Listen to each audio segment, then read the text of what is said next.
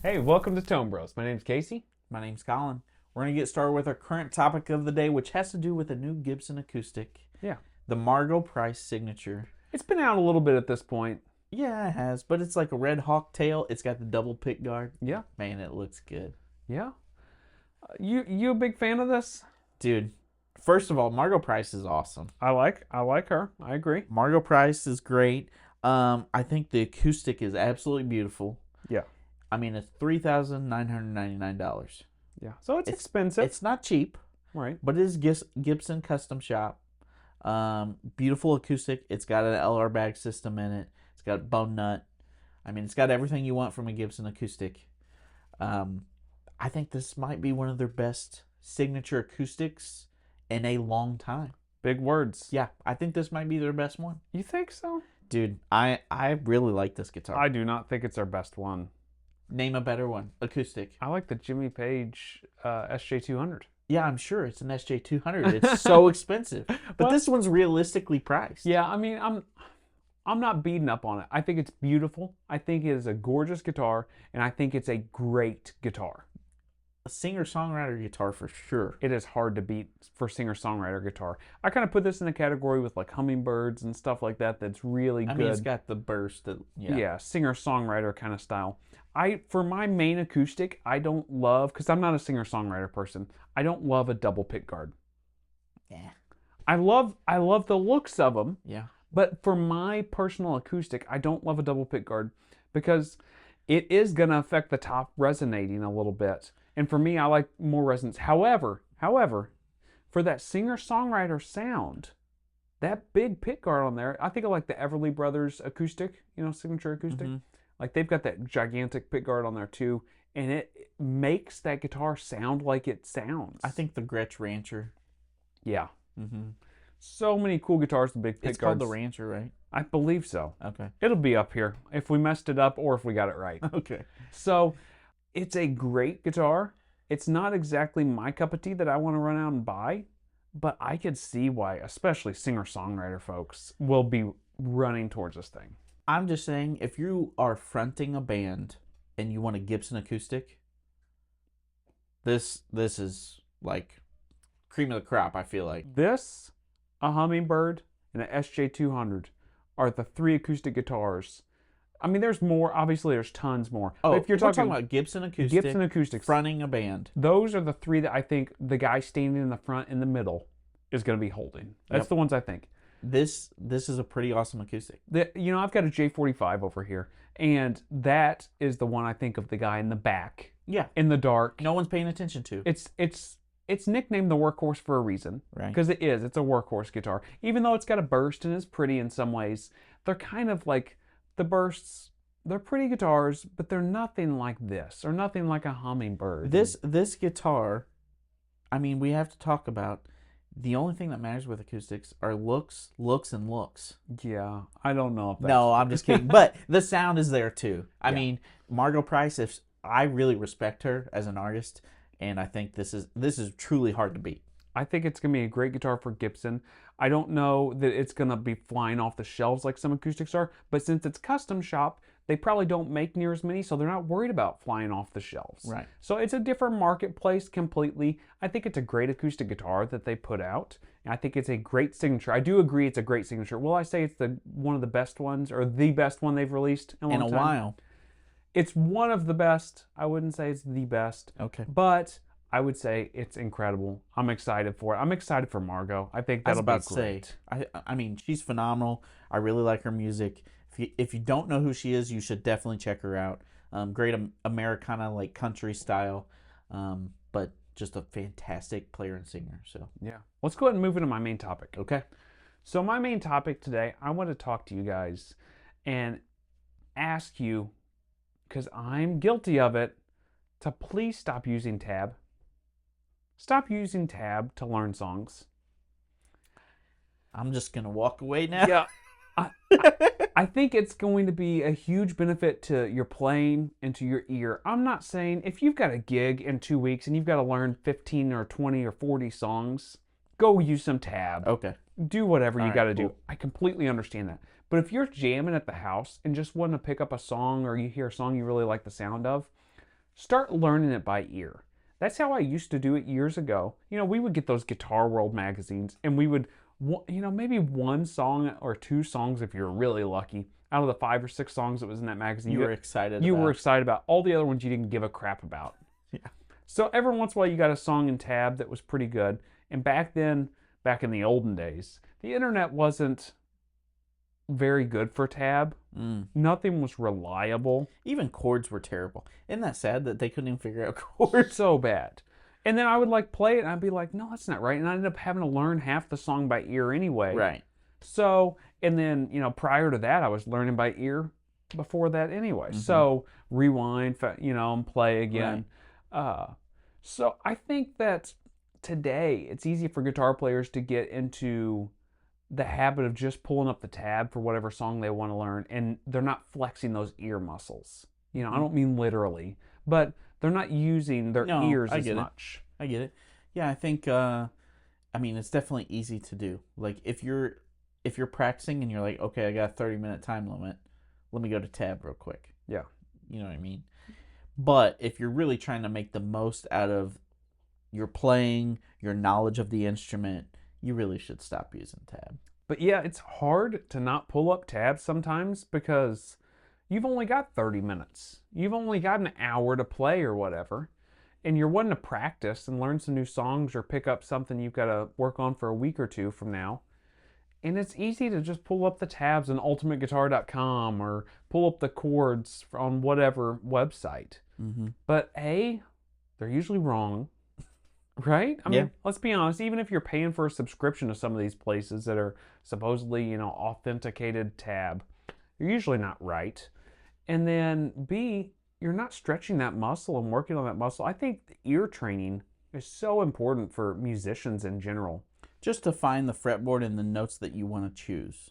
Right. That's the biggest learning tool, is to find the notes yourself instead of just having it shown to you. Yeah. And then you get in live snares and start to play, you start to play a solo or you start to play something. If you're hearing those notes, you can find them a lot easier if you've been practicing by ear and you know what you're kind of searching for, where things are going. I think it's just important. We realize it's not something you can do all the time. And that everyone not something I can do all the time. No, sometimes I get stuck too. And I'm just like, gosh, dang it. And I break down and I'll look up the tab. And if I'm playing a show in 2 weeks and I've got to learn 10 songs, I'm going to pull up the tab. I just don't have time to learn all those songs by ear and pick out all the lead lines. And not things. With a normal day job too. No, not with a full-time job. So for me, it's when I can do it, but when it's available to me, I'm definitely going to not pull up the tab. I'm just going to try to learn it by ear. Yeah, makes sense. But now, I guess I am going to move into my gas or pass. Okay.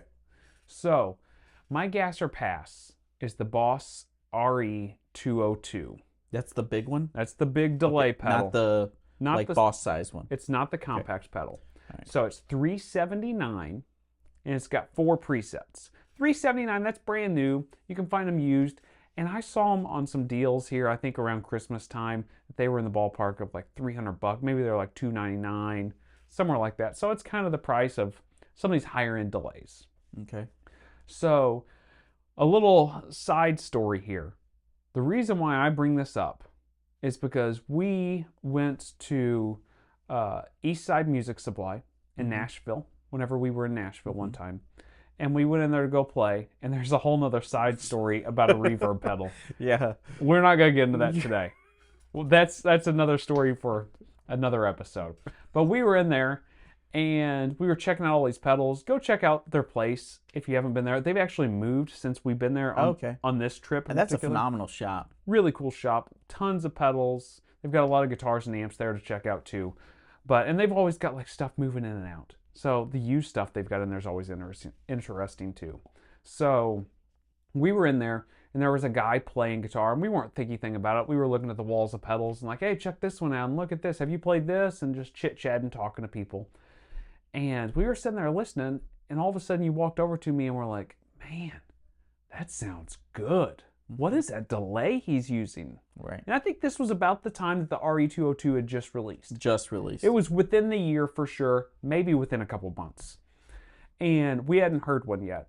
But we were like, man. And you came to me and was like, that sound, that delay is incredible. He's like, what is that? And we walked over there and took a look, and it's like, hey man, what are you playing? That sounds great. It was this RE202 pedal. Right. And it sounded incredible. Sounded really good. He was just playing some clean stuff, and the delay was kind of, ambiently out there, but it wasn't overtaking anything. It had a little bit of modulation and grit to it. Mm-hmm. Sounded great. It did. What's your thoughts on this? Is this RE202 the bigger one? It does have 4 presets, so for your delays, it does cover a lot of the ground you could set up. You could set slap back and a long delay and some of these different types of delays you need. Because you don't have huge delay options, or needs, I mean. No, I almost always have a slapback that's usually analog, and then I usually have either a long tape or a long analog, like Memory Man style pedal. And it does have tap tempo and 2 presets, or where you can scroll through your presets right there on the pedal. Right. I think it is a cool pedal. It's got a certain sound to it. The only thing is I like options. Like, that wouldn't be my only delay, though. You like options, but you usually only use 2 delays. Tape and analog. Yeah. But usually it's like DM2 slapback or Aquapus. Then you got Memory Man. Then usually like an Echoplex. Okay. And to me, it just doesn't fit all the bills. I mean, is it a great sound? Would I like to have it? Yes. Is it worth the money to me personally? Probably not. Yeah, so would you put this in your tape category, I guess, and try to add a slap back to it is what you would try to do? Pretty much. So, yeah, you'd have an Aquapus or something like that. DM2. Maybe something like that. I don't know. To me, like, the $379, maybe if I found it used for like $250, I would think about it. But I think that's probably doable if you really searched. Right. And $250 for a great delay pedal like that? It's not bad. I don't think that's too bad. I think it's that series that Boss put out, the RE202. They put out that Bucket Brigade one. I can't think the DM101, DM102. Oh, I have no idea. Whatever that is, it'll be up here. I'll make sure that we've got it up there. They put that one out. They put the SDE 3000 pedal out. Right. That whole series, and then not to mention they've got the DD 500. Right. And the 5 billion. Yeah, the 5 billion and the 6 billion. So I think that whole series is fantastic. Mm-hmm. And if you're really going down the rabbit hole of a specific delay like that, man, that's exactly what you need. The fact that you came over in a shop, because how many delays do we hear and people playing in shops do we hear? A lot. Right. Let's be honest. We hear tons of that stuff because we're always running in and out of shops. Also think about, like, how many delays are truly inspiring? Yeah. And the fact that you came to me while we were looking through all these walls about all this other gear, the fact that you came over to me and was like, man, what delay is that? Let's go find out because that thing sounds incredible. That tells me that there's something special to that delay for you. I think it is a great delay. I also can recognize that the style of music I play and the style of music that can do are 2 different things. Does that make sense? Yeah. Like, it's an inspiring tone, but I don't know if it's for me. Yeah, that makes sense. It makes sense. Maybe it's not your everyday delay, and you'd have a hard time justifying that money for something that's not your everyday delay. At home, it would be cool, but an at-home pedal for $379, I'm good. Yeah, okay. Well, for me, man, I think it's still a gas for me. I really loved the sound of it. Yeah. And I'm a delay freak at this point. I never would have thought I would say that, but I'm such a delay head right now. I converted you. You did. Before I just used kind of a solo delay, and that was it. I didn't even really use a slap back much, occasionally. But now I've got all these different delay sounds I really like. And there's a different feel with each one of them. Oh, every delay is different. That's another show we need to do sometime where we pull out a handful of delay pedals and set them the same and kind of talk about the different feels you're getting out of them. That's true. Because it's hard to describe in video, but I think that I think there's a video there we could do and make justice of it. Okay. So for me, this RE202 though, I would say it's a gas. For you? I think it's a pass. Okay. Wow. You want to move to your gas or pass? Yep. So my gas or pass, it's a throwback, okay? I remember vividly seeing Joe Perry in a picture with this guitar, and I just can't get it out of my head. I've been thinking about it since I was a kid. It's the Ampeg Clear Dan Armstrong guitar. It's got 1 pickup. It's kind of like a Double Cut Junior, but it's clear. Yeah. It's super cool. It's acrylic. It's acrylic. but I've looked on the used market. It is kind of pricey. Okay. It's $5,000. Yeah. If it was like 2,000, I would be like all over it. Yeah. Just because there's like nostalgia there for me. I'm like, man, when I see him live and he plays that, like, it is such a cool look. Yeah. But $5,000. That's my only hang up. Because they sound great. They look great. I don't know if they play great. Never played one. Yeah. I've heard good things about them. But anyways, is this a gas or pass for you? Yeah. So, yeah, Joe Perry played one. Slash was famous for playing one. I didn't realize that. Yeah, I think the Use Your Illusions tour, I think he had one out on tour with him. Okay. And then Tom Kiefer from Cinderella, which everybody thinks about Cinderella being like this big 80s hair metal band. Let me tell you something. Tom Kiefer's tone in guitar playing is unbelievable. He very classic. I actually saw him live, and he had two Marshall stacks. He was running them in stereo. He had two hot plates sitting on top of them, vintage stacks with 70s style grilled cloth on his Marshall cabs.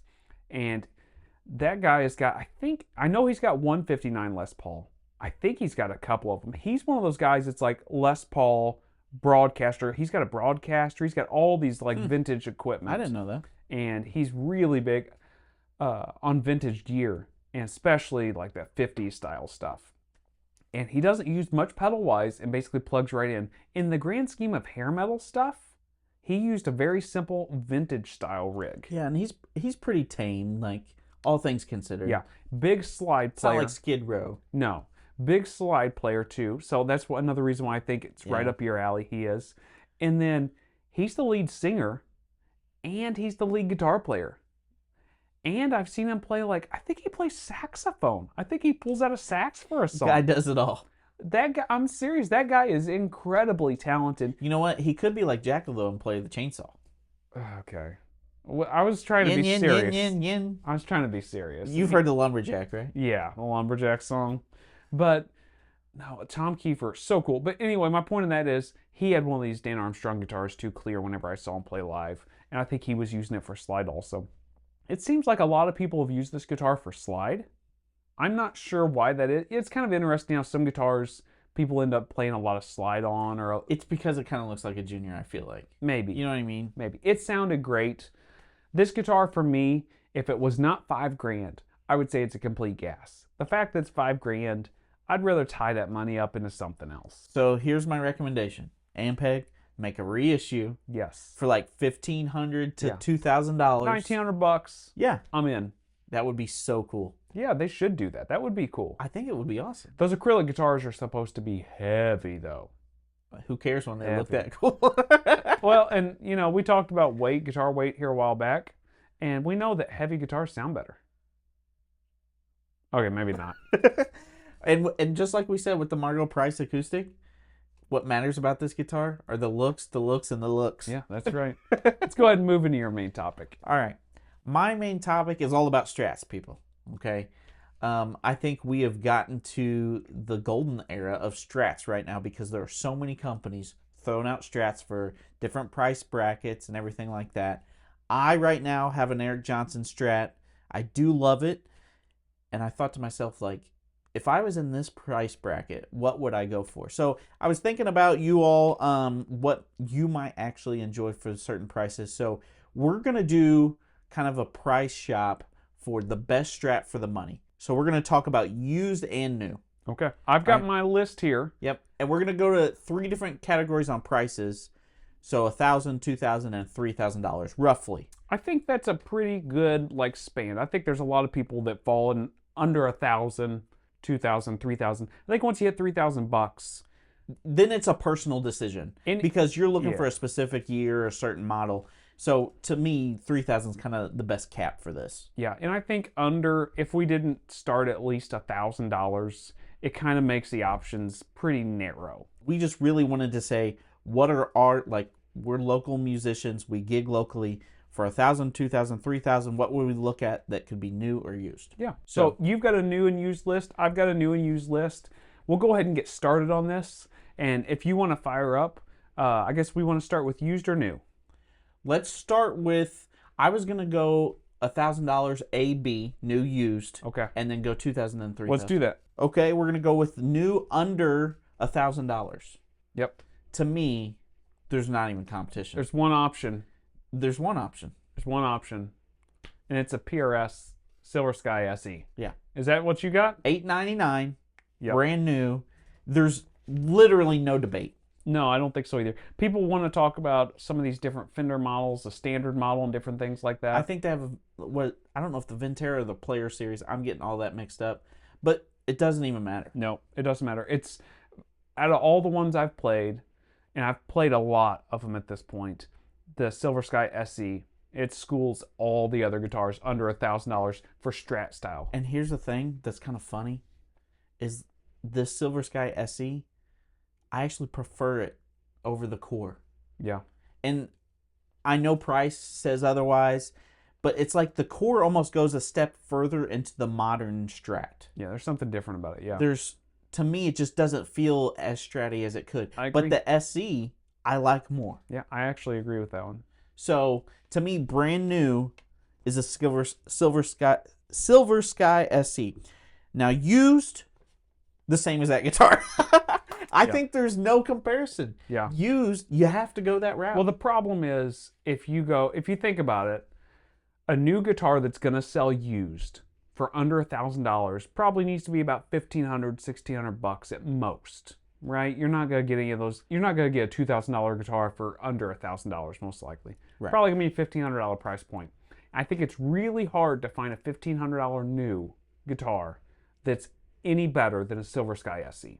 I agree. I think it's very difficult to find one. So I've got the same thing. I've got Really? Silver Sky SE. Okay. So used. I think it's fair to say if you're $1,000 budget looking for a Strat, just get a Silver Sky SE. I think the only other little thing, caveat I would throw out there is I do know there is some of that Ventera stuff that people did like a little bit more than the SE. So those are the two guitars I would look at whatsoever.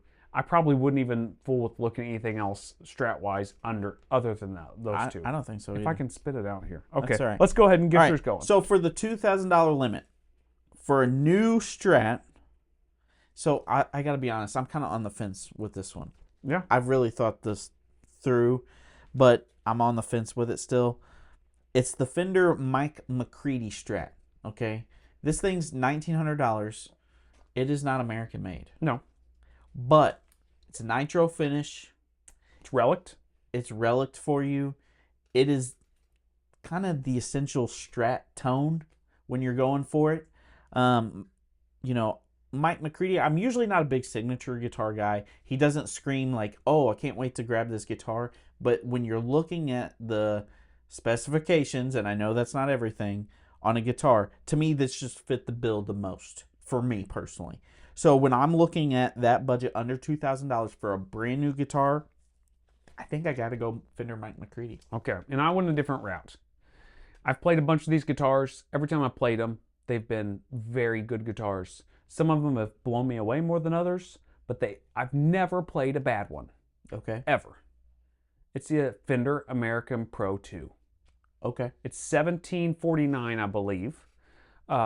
And I thought that every single one of them were serviceable guitars. I thought every single one would be a great guitar to go gig with. I've never played a bad one. It's not nitro. There's a few things, you know, that it feels a little tacky and sticky at first when you start playing it. But if you start gigging and doing a few things with it, it's going to be a great guitar. You know, the electronics in it that are great. I think probably under $2,000. The Mike McCready's a great call.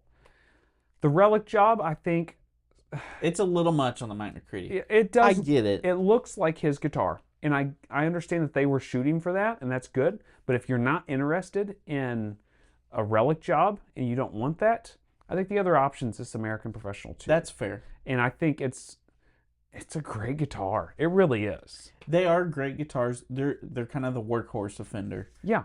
I wish it was nitro. Me too. But you know what? You get what you get and you don't throw a fit.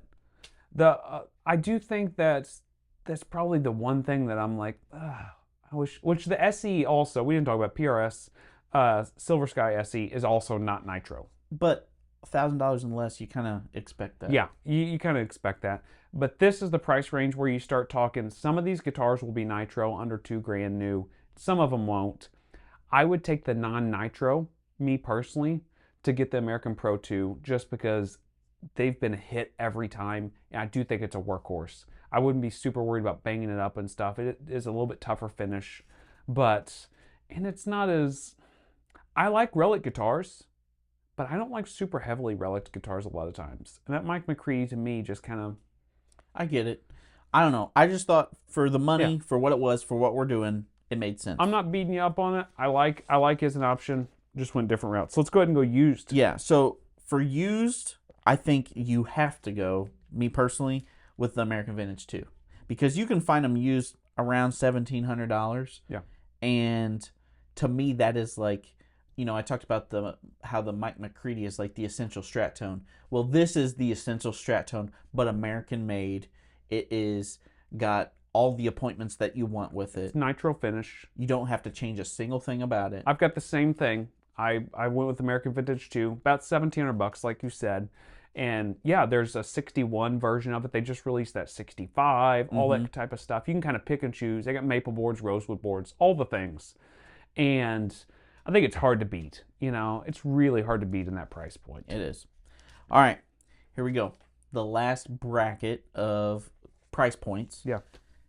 $3,000. $3,000 and under. And so here's what we want to preface to this. We know some people can't afford that. And honestly, I'm mostly in that realm too. I don't think I have a guitar over, well, especially that being used now, I don't have a guitar over 2,000. So I haven't even hit the 3,000 mark. But this is something I'm looking forward to.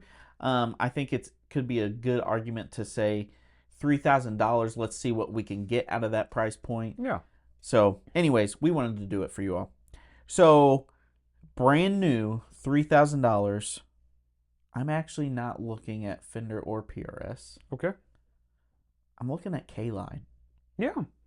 So K-Line, here close in St. Louis, they got a Springfield, which is their Strat, and you can find them for around $3,000. Yeah, usually $2,900, somewhere in that ballpoint. Yeah. So it's right at the edge. I have seen them around $3,100. So it just kind of depends on, you know, what you're looking at. But as far as a Strat that to me is Fender Custom Shop quality is K-Line. K-Line guitars are fantastic. Yeah, they are. I've never played a bad one. And I've played some bad Fender Custom Shops. Yeah, I have to. And K-Line has consistently been amazing. So to me, brand new, K-Line. Okay, I went a different route with this one. Under $3,000 new. It's kind of a tough market because you're not getting a Fender Custom Shop for that price. Not quite. You're just shy of it. I think like, you know, mid 3,000s is kind of the Fender Custom Shop. And like you said, they're a little hit and miss anyway. Mm-hmm. And that's mainly due to just differences in wood, and it makes each guitar unique. I'll tell you what guitar, I've played a few of them now, and every one of them has been really good. It's under $3,000, brand new. It's not a K-Line, which is a great call. I didn't really think about that too much, but it's the Fender Eric Johnson signature. Oh, buddy. Yeah. That's the one I got. Yeah. So I think that the Fender, especially the Rosewood one, which is more up my alley, I'm more of a Rosewood guy. I think that the Eric Johnson Strat, it's $2,449 brand new. It's $2,500. Man, I did not pay that. Yeah. I bought mine like 7 years ago. Yeah, so it's $2,500 now, basically brand new. Wow. Before taxes. But I think we all know how much of a freak with tone Eric Johnson is. He's so particular with everything. He's nailed down all this stuff. You know all the specifics on your Strat. It doesn't have a back plate, screws, nothing like that. He's changed the block for the tremolo system. He's been so specific on the finish and all these different things. I think it's pretty dang close to custom shop quality in my opinion. It's the closest thing you're going to get in a production line Fender guitar. I agree with that. And it's great. Yours is great, but I've played a maple board. I've played multiple maple board ones. I've played a couple other rosewood board ones too at different stores, and every single one has been fantastic. Some are better than others, but yeah, I would pick a new Fender Strat Eric Johnson signature for under $3,000. What did you go for used? So used, man, this is a tough one. I think there's no better example of a Strat than Wildwood, what they do to their custom shop Strats. And you can find them used out there. if you are lucky, I realize this is like the tip of the iceberg with that 3,000 price limit. But for about 3,000, usually you're spending 3,200. But for the Wildwood Custom Shop Strats, there is no better guitar, I honestly think, in a Strat than the Wildwood spec ones. And I think if you're around that price point, you just have to go there. Yeah, so I went with the same thing. So the Wildwood 10s, they make the Journeyman Relic, they make the NOS ones. The NOS ones are the cheapest of the versions from what I've seen out there used. And it is right around 3,000. You might have to, if you're at the $3,000 mark, to get the guitar you really want, what's another $50 or $100 at that point, right? It's not a big jump. I know we're probably skirting on the edge of $3,000. We are. But I think it's worth every single penny to get a Wildwood 10. The Relic Ready stuff is a little more expensive, and the heavy Relic stuff is the most expensive of the custom shop stuff. It's just how it goes. It takes more work to put into there. It seems funny, but it takes more work to make them Relics really heavy. Right. So I believe the NOS versions are the most inexpensive, and I would probably look at one of those. Try to get one. I've seen them out there for $2,800 on occasion used. So I would try to get a hold of one of those. I think that's a great guitar. I'll tell you what, the K-Line guitar that you brought up is a great guitar, and it's new at the $3,000 mark, but it takes a heck of a guitar to try to keep up with that. And you can find those used for like $2,200. Yeah, at least, yeah, 25 to 22, I think is a pretty good price for those. They're fantastic guitars. Whenever you start getting above the $3,000 price range, there's a bunch of different options. You're talking maybe going into vintage realms and different things. And it's all personal preference at that point. Because there's not like, oh, this model will do it for you. You know, for me, for a Strat, I love the idea of around 61 to 63. Those are the years for me. For you, you might be more of a mid-60s. Yeah. You know, yeah. so. It's the same with like Tellys or anything like that. You got Blackguard, early 50s stuff, and you go into the 60s with different models. You've also got late 50s stuff. But yeah, I think once you get above there, you're looking at things like a Nachocaster. You're looking at Danacasters. You're looking at vintage guitars. You're looking at maybe a special order master built Fender. You know, a Sin guitar. Yeah, an original Sin guitar. There's a bunch of options after that. However, it's not necessarily, I don't think really, and it's hard to say it, but I don't think really you're getting a huge difference in quality when you start getting up in that range between Danacaster and between Sin and all these different things. I think they're on par with each other. Maybe some are better than others. Just like each piece of wood's different. Yeah. But I think whenever you're talking the $1,000 price range to $2,000 price range, I think there's a jump. And from 2,000 to 3,000, I think honestly, in today's market, there's a big jump to get up to that Silver Sky SE price. I think that's a big jump in quality and everything. And I think to jump up from there is kind of a big jump. You know, I said American Pro 2 is kind of what I was looking at after that. You were talking about Mike McCready. That's a pretty big jump from the Silver Sky up to the Mike McCready or it is. American Pro. All these are big jumps, and we get that. But I don't think there's a lot of improvement in between them. Is what I'm trying to say. I don't think there's, if you can't make the $2,000 price range newer used work for what you're looking for, I don't think you're any better jumping from the $1,000 until you get to that point. I know that might seem ridiculous, but I honestly don't think you're getting any better quality or anything. If you go play a guitar and it connects with you, it's a completely different thing. Well, and that's all that matters. Like, we're saying, like, blanketed, these are the models that we would look at for this price point, because typically they are great guitars, but there's always a unicorn somewhere. Yeah, and we've experienced these guitars and found the unicorns. You know, but these are all guitars that we can vouch for because we've played a bunch of them. They're consistent. And yeah, they're very, very consistent. There's, you know, abnormalities with all of them, but they've been very consistent for us. Yeah, and after that $3,000 mark, I think it just kind of depends on what you're after, what you like, and we get it.